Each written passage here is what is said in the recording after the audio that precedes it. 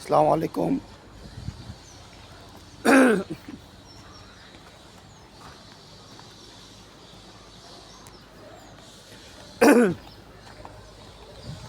আসসালামু আলাইকুম।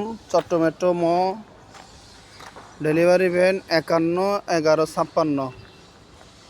1156 AC running আছে, অকটেন চালিত, চাকা চোখা ফ্রেশ আছে, কোনো কাজ কাম নাই, নিয়ে যাই চালাবেন, শুধু নিয়ে যাই চালাবেন গাড়ি।